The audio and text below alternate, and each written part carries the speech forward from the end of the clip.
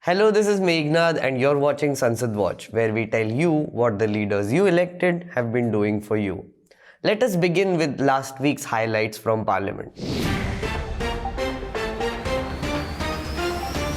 The Rajya Sabha witnessed multiple adjournments due to protests by the opposition, who were demanding a discussion on the firing in Nagaland and revocation of the suspended MPs. Union Home Minister Amit Shah made a statement in both the houses regarding this incident. Rajya Sabha had a short duration discussion on price rise scheduled for Monday. However, as protests continued, leader of the Rajya Sabha Piyush Goyal said that states are protesting to avoid a conversation on increase in fuel prices. A short discussion on climate change took place in the Lok Sabha on Wednesday. MPs like Adhir Ranjan Chaudhary and Dr. Kakuli Ghosh Dastidar took part in the discussion. Members of the Telangana Rashtriya Samiti (TRS) staged a walkout from both the houses and protested outside the Parliament House on Tuesday. The TRS has been demanding that the centre should procure rice from Telangana, and so far the demands haven't been met. The leadership said they were boycotting the entire winter session. Shashi Tharoor and Priyanka Chaturvedi resigned as hosts from their shows on Sansad TV. Leader of opposition Mallikarjun Kharge urged the chair to allow all floor leaders to speak on the tragic incident of Kunnur helicopter crash involving late CDS Bipin Rawat. But Deputy Chairman Harivansh Narayan Singh disallowed it, after which TMC MPs staged a walkout. On top of all this, bills were passed and questions were answered. So let's get right into it. Last week, a ghastly incident happened in Nagaland where 14 civilians were killed during an army operation. Early evening on December 4th, a group of soldiers from the 21 Para Regiment carried out an ambush on what they thought was a group of Naga militants belonging to a faction of the insurgent organization, the National Socialist Council of Nagaland. They shot at a pickup truck, killing 6 of the men on the spot and severely injuring 2 others. All of the victims were unarmed. Villagers from nearby areas heard the gunfire and went to investigate. They saw that those killed were men who worked in the local coal mine, and a fight broke out. Villagers attacked the soldiers with machetes.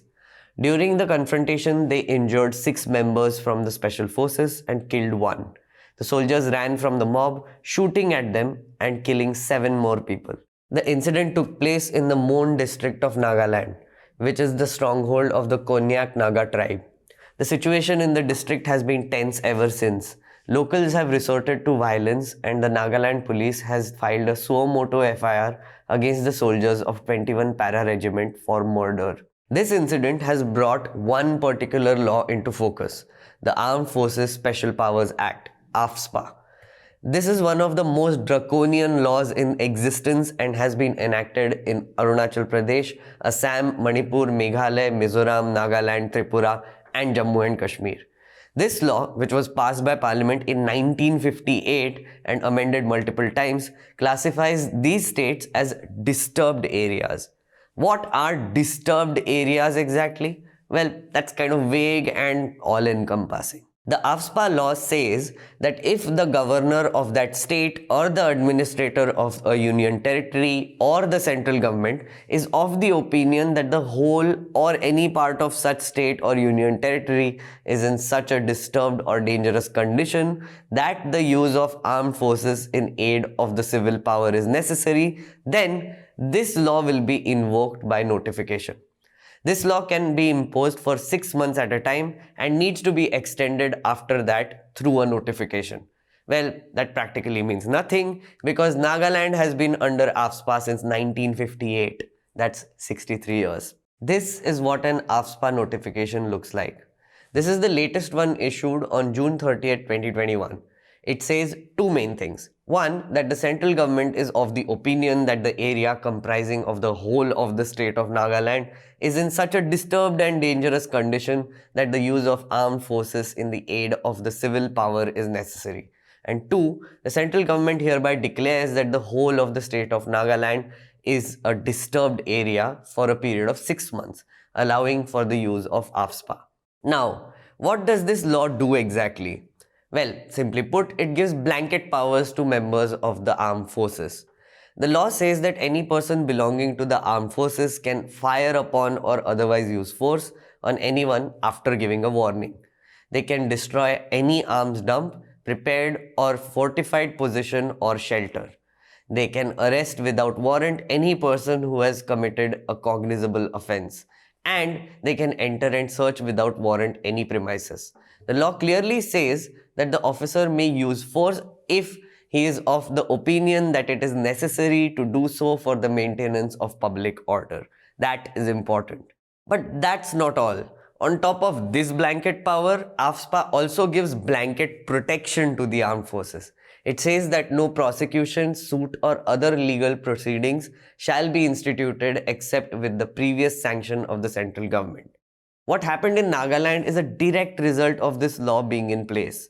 But there is one important relevant detail. Remember when I said officers can fire upon or use force on anyone after giving a warning? Yeah. Reports indicate that on December 4th, no warnings were issued before the firing on the pickup truck started. But in Parliament, Home Minister Amit Shah shared a different version. He said that the army had tried to stop the vehicle, but because it started speeding away, the soldiers fired and killed 6 people. अम्बुस के दौरान एक वाहन अम्बुस के स्थान के समीप पहुंचा, उसे रुकने का इशारा और प्रयास किया गया। रुकने की बजाय वाहन द्वारा उस जगह से तेजी से निकलने का प्रयास किया गया, जिसके उपरांत इस आशंका पर कि वाहन में संदिग्ध विद्रोही जा रहे थे, वाहन पर गोली चलाई गई, जिससे वाहन में सवार 8 व्यक्तियों में से 6 व्यक्तियों की मृत्यु हुई। बाद में ये गलत पहचान का मामला पाया गया। Furious residents have taken to the streets and are demanding an apology from Amit Shah, saying that he straight up lied. The incident in Nagaland has sparked a renewed demand to abolish the AFSPA. And you know what? It is possible for the government to make the law ineffective by literally doing nothing. Remember the notification I showed you earlier? The one from June 2021? Yeah, it expires in 3 weeks from now, on December 31st this year. If the central government does nothing and lets it expire without renewing it for another 6 months, the law will disappear from Nagaland. Seriously, it's that easy. Now, with this ghastly incident which proves yet again how AFSPA can be super dangerous and the protests that are happening, it would be interesting to see what the government does. Will they renew it or will they let it expire? We will be keeping a watch. Moving on to the bills of the week. First up, we have this funny little bill called the Narcotics, Drugs and Psychotropic Substances Amendment Bill 2021. I call this funny because it's literally a correction to an old amendment which was giving punishment for the wrong thing. Yes, the NDPS Act punishes people for financing certain illicit activities such as cultivating cannabis or manufacturing drugs or harboring persons engaged in the drug biz. The punishment is rigorous imprisonment of at least 10 years and a fine of at least 1 lakh rupees. Now, due to a drafting error, this punishment was being seemingly given to people using essential narcotic drugs. These are notified drugs which are to be used for medical and research purposes. How did this happen? See this? This is section 27A of the Act, which says punishment will be given to activities specified in subclause 1 to 5 of clause 8A of section 2. But when you go to section 2, you'll see that the subsection 8A is actually about controlled drugs. It should have referenced the clause after that on illicit traffic, which is 8B. So, the bill introduced last week quite literally changes an A to a B so that the punishment is given for the right reasons. Yes, one tiny error which was made in 2014 in the law and nobody noticed it. Yeah. When it was brought to Parliament, the opposition objected to the bill because not only did the government correct this tiny thing, A to B, but it said that all punishments given out for illicit traffic from 2014 onwards will attract the punishment given out by the corrected version of the bill. The correction was done last week. Opposition MPs said that this bill was an example of bad drafting by the government and it should correct this by repealing the 2014 law and bringing in a new one. Government was like, nah, galti se mistake ho gaya. It's fine. Lawmaking is super fun, right? Anyway, moving on to the second bill. Next up, we have the National Institute of Pharmaceutical Education and Research Amendment Bill 2021, which was discussed and passed in Rajya Sabha. The discussion lasted for 3 hours 10 minutes. This bill declares 6 additional National Institutes of Pharmaceutical Education and Research as institutions of national importance. The new NIPER institutes are located in Ahmedabad, Hajipur, Hyderabad, Kolkata, Guwahati, and Raebareli. What this simply means is that the central government will now fund these institutions. Now it's time for questions of the week. MP Karti Chidambaram asked the government whether there has been a sharp increase in the incidents of custodial deaths and torture in police custody in the country. The government responded by giving a helpful table which stated that a total of 348 people have died in police custody and 1,189 people have been tortured. When further asked whether any action was taken against offending officers, the government responded saying, police and public order are state subjects and the state governments are empowered to deal with such offences. This is interesting because they casually ignored cases of police violence by the Delhi police. That is under the central government. And yes, there are multiple cases like these. Okay, lastly, here's a bonus question for you.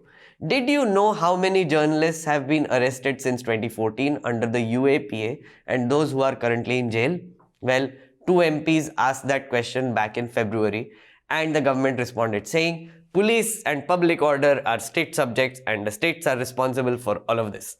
Plus, NCRB does not maintain data, so we don't know. Well, I will tell you, or the Committee for Protection of Journalists will. Last week, CPJ released a report stating that 6 journalists have been imprisoned in India since 2018 and are in jail. Not just that, India now holds the top rank for the number of journalists murdered for their work.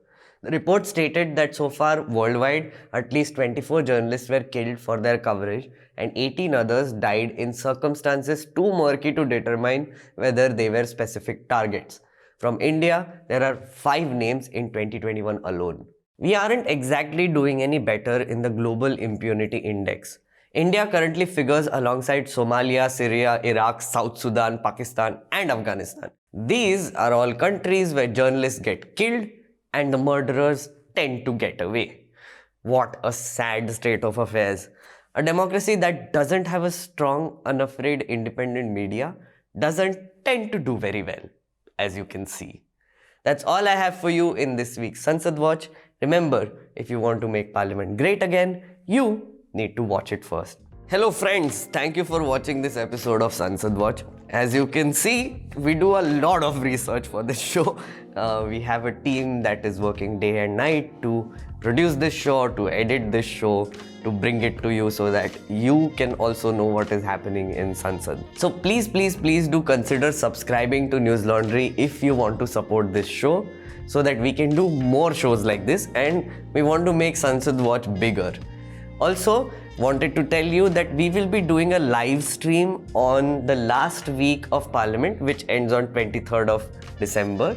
There, I will give you a review of all that has happened in Parliament and you can ask me questions. I might even do a live demo of how to go about finding answers. You'll have to find out. Thanks and see you next week. The subscription model is something that keeps News Laundry afloat, but we need hundreds of thousands of people to completely transform the news ecosystem. So you pay for news, so it serves you. So click on the link with this video, subscribe to News Laundry and pay to keep news free और गर्व से कहो मेरे खर्च पर आज़ाद है खबरें.